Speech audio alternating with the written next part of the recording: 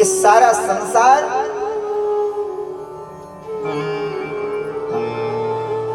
उस आनंद की खोज में घूम रहा है। और जहां हम उस आनंद को खोजते हैं, सोचते हैं कि अब देखो, पहले बोले हमारी नौकरी लग जाए तो हम सुखी हो जाएंगे, नौकरी लग गई, बोले विवाह हो जाए तो सुखी हो जाएंगे, विवाह हो गया तो बोले बच्चे हो जाए बस फिर सुखी हो जाएंगे। यानी सुख प्राप्त करने की चेष्टा करते करते करते करते वो दलदल में फंस जाता है व्यक्ति, और फिर निकल नहीं सकता, क्योंकि वो सुख है ही नहीं, सुख नहीं है। हमें चाहिए शाश्वत सुख, कभी न नष्ट होने वाला सुख हमको चाहिए, कभी नष्ट ही न हो। और नहीं तो अनुभव करो,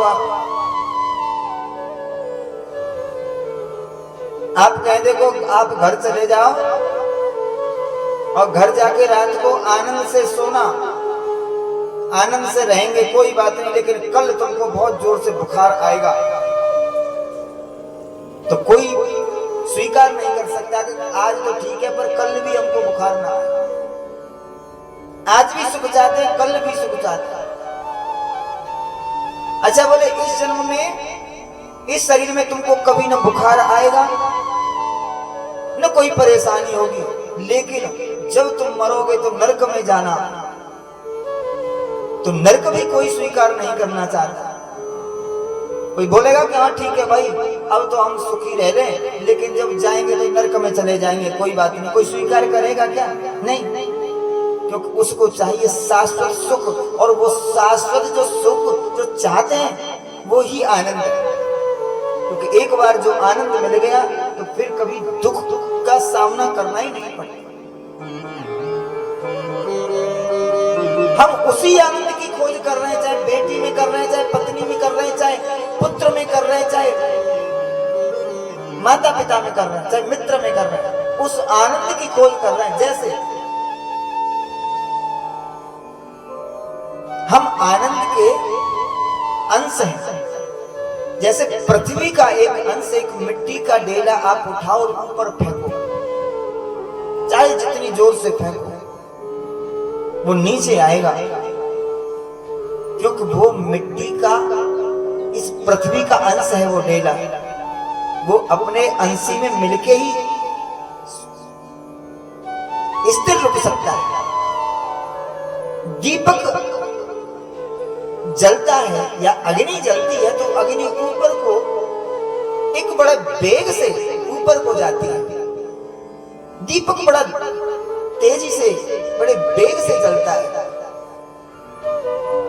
उल्टा कर दो तो बुझ जाएगा, लेकिन उसकी लौ ऊपर को ही रहेगी। क्यों? बोले उसका जो अंशी है वो सूर्य है, और वो अपने अंशी से मिलने के लिए व्याकुल है, तड़प रहा है। इसी तरह हम उस परमात्मा के अंश हैं, उस परमात्मा के अंश हैं, और हम वो परमात्मा है आनंद, हम उस आनंद से मिलने के लिए तड़प रहे हैं। उस आनंद से मिलने के लिए एक तड़प है हमारे अंदर, और जब हमारी वो तड़प बढ़ती है तो हम किसी भी तरह उस तड़प को कम करने का प्रयास करते हैं। ऐसा लगता है कि यहाँ जाऊं तो यहाँ तड़प कम होगी, यहाँ जाऊं तो यहाँ जाके तड़प कम होगी, यहाँ जाऊं तो यहाँ जाके तड़प कम होगी। ऐसा विचार करते करते करते करते कस्तूरी कुंडल बसे, मृग ढूंढे वन बन।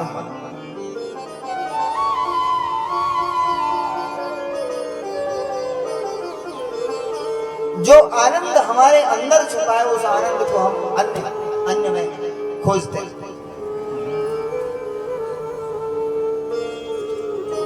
तीन रूप में परमात्मा हमारे अंदर है, सत्य, चित्त और आनंद।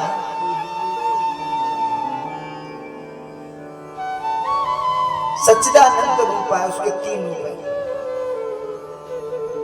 वो करता क्या है? बोले विश्व की उत्पत्ति करता है, पालन करता है और संहार करता है। तीन काम करता है। तीन रूप है भगवान के, तीन रूप हैं और तीन ही काम करते हैं। क्या?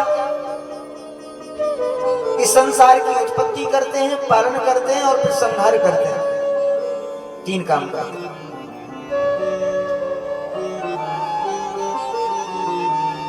तो श्री कृष्णाय वयम नमः, सूत जी ने प्रणाम किया और कहा कि तुम भी प्रणाम किया करो। बोले हम क्यों किया करें? किसी ने कहा क्यों? अरे बोले वो तीन रूपों में हमारे अंदर बैठा है, जब हमारे अंदर ही बैठा है तो हम प्रणाम किसको करें?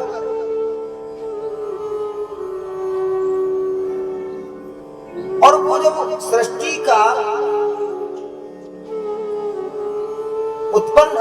को उत्पन्न करता है, पालन करता है और संहार करता है, ये तो उसकी क्रिया है। फिर हमारा उससे क्या? ये तो उसका खेल है, वो खेल है।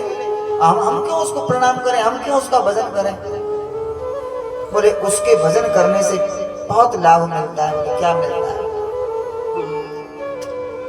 बोले तापत्रय विनाशा, तापत्रय विनाशा, तीनों प्रकार के ताप नष्ट हो जाते हैं।